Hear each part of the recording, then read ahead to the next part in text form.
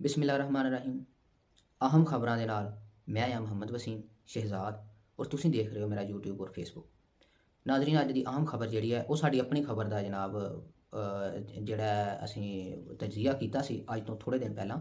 ਤੁਸੀਂ ਸਾਡੇ ਚੈਨਲ 'ਤੇ ਜਾਓ, ਪੋਡਕਾਸਟ ਵਿਦ ਵਸੀਮ ਸ਼ਹਿਜ਼ਾਦ, ਉਹਦੇ ਉੱਤੇ ਜਾ ਕੇ ਤੁਸੀਂ ਦੇਖ ਸਕਦੇ ਹੋ ਕਿ ਇੱਕ ਵੀਡੀਓ ਜਿਹੜੀ ਅਸੀਂ ਅੱਜ ਤੋਂ 6 ਦਿਨ ਪਹਿਲਾਂ ਪੋਸਟ ਕੀਤੀ ਸੀ। ਉਹਦੇ ਵਿੱਚ ਅਸੀਂ ਇਹ ਦੱਸਿਆ ਸੀ ਕਿ ਵਾਪਡਾ ਦੀ ਜਿਹੜੀ ਬਿਆਨ ਹੈ ਜਾਂ ਬਿਜਲੀ ਕੰਪਨੀਆਂ ਨੇ ਜਿਹੜੀਆਂ ਉਹਨਾਂ ਨੇ ਓਵਰ ਬਿਲਿੰਗ ਕਰਦੀਆਂ ਔਰ ਕਿਸ ਤਰ੍ਹਾਂ ਕਰਦੀਆਂ, ਉਹ ਉਸ ਬਾਰੇ ਅਸੀਂ ਇੱਕ ਤਫਸੀਲੀ ਪ੍ਰੋਗਰਾਮ ਕੀਤਾ ਸੀ। ਉਹ ਪ੍ਰੋਗਰਾਮ ਦਾ ਅੱਜ ਸਾਨੂੰ ਰਿਜ਼ਲਟ ਵੀ ਮਿਲਿਆ ਅਤੇ ਉਹਦੇ ਵਿੱਚ ਜਿਹੜਾ ਨਾ ਨੈਪਰਾ ਜਿਹੜੀ ਹੈ ਉਹਨਾਂ ਤਮਾਮ ਬਿਜਲੀ ਕੰਪਨੀਆਂ ਦੇ ਖਿਲਾਫ ਜਿਹੜਾ ਨਾ ਉਹ ਕਾਰਵਾਈ ਕਰਨ ਦਾ ਫੈਸਲਾ ਕਰ ਲਿਆ ਔਰ ਉਹਨਾਂ ਨੇ ਇੱਕ ਹੁਕਮ ਜਾਰੀ ਕਰ ਦਿੱਤਾ। ਨੈਪਰਾ ਦੀ ਜਿਹੜੀ ਡਿਸਕਿਊਜ਼ ਦੀ ਤਰਫ ਓਵਰ ਬਿਲਿੰਗ ਦੇ ਮਾਮਲਾ ਸੀ ਨਾ, ਉਹ ਮਾਮਲਾ ਅਸੀਂ ਉਠਾਇਆ ਸੀ ਆਪਣੇ ਚੈਨਲ ਦੇ ਉੱਤੇ। ਹੋਰ ਵੀ ਖਬਰਾਂ ਹੋਈਆਂ ਹੋਣਗੀਆਂ, ਲੇਕਿਨ ਜਿਹੜਾ ਨਾ ਅਸੀਂ ਜਿਹੜਾ ਚਲਾਇਆ ਸੀ ਉਹਦੇ ਉੱਤੇ ਇਹ ਖਬਰ ਆਈ ਹੈ ਕਿ ਉਹਨਾਂ ਨੇ ਓਵਰ ਬਿਲਿੰਗ ਦੇ ਮਾਮਲੇ ਦੇ ਉੱਤੇ ਉਹਨਾਂ ਨੇ ਹਦਾਇਤ ਸਖਤ ਕਰ ਦਿੱਤੀਆਂ।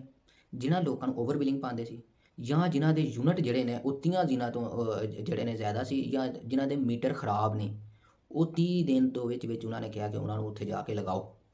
ਉਸ ਤੋਂ ਬਾਅਦ ਉਹਨਾਂ ਨੇ ਜਿਹੜੇ ਖਰਾਬ ਬਿੱਲ ਸੀ ਉਹਨਾਂ ਨੂੰ ਠੀਕ ਕਰਨ ਵਾਸਤੇ ਵੀ 30 ਦਿਨ ਦਾ ਐਲਾਨ ਕਰ ਦਿੱਤਾ। ਸਾਰੀਆਂ ਕੰਪਨੀਆਂ ਨੂੰ 30 ਦਿਨ ਦਾ ਟਾਈਮ ਦੇ ਦਿੱਤਾ, ਜਿਵੇਂ ਲੈਸਕੋ, ਫੈਸਕੋ, ਹੈਸਕੋ, ਕੇ ਇਲੈਕਟ੍ਰਿਕ, ਇਹ ਸਾਰੀਆਂ ਕੰਪਨੀਆਂ ਨੂੰ ਜਿਹੜਾ ਨਾ ਉਹਨਾਂ ਨੇ ਦੇ ਦਿੱਤਾ, ਨੋਟਿਸ ਦੇ ਦਿੱਤਾ। ਫਿਰ ਉਸ ਤੋਂ ਬਾਅਦ ਓਵਰ ਬਿਲਿੰਗ ਦੀ ਵਜ੍ਹਾ ਨਾਲ ਲੱਖਾਂ ਆਵਾਮ ਜਿਹੜੀ ਹੈ ਉਹਨਾਂ ਦੇ ਉੱਤੇ ਉਹ ਮੁਤਾਸਰ ਹੋਈ ਹੈ।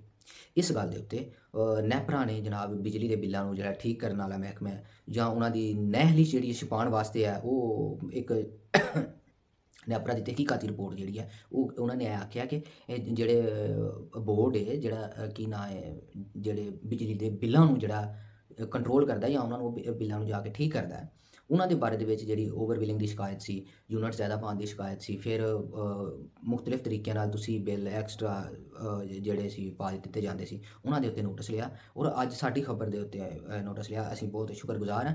ਲੇਕਿਨ ਸਿਰਫ ਇਹ ਮਾਮਲਾ ਕਰਾਚੀ ਦੇ ਵਿੱਚ ਹੀ ਲਿਆ ਗਿਆ, ਉਸ ਤੋਂ ਇਲਾਵਾ ਬਾਕੀਆਂ ਨੂੰ ਵੀ ਦੇਖਣਾ ਚਾਹੀਦਾ ਹੈ।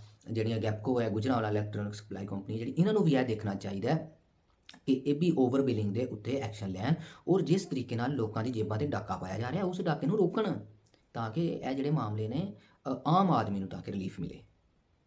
ਇਸੇ ਦੇ ਨਾਲ ਹੀ ਅਸੀਂ ਆਪਣੀ ਆਮ ਖਬਰ ਇਸੇ ਦੇ ਨਾਲ ਹੀ ਮੈਂ ਤੁਹਾਡੇ ਕੋਲ ਇਜਾਜ਼ਤ ਚਾਹੁੰਦਾ।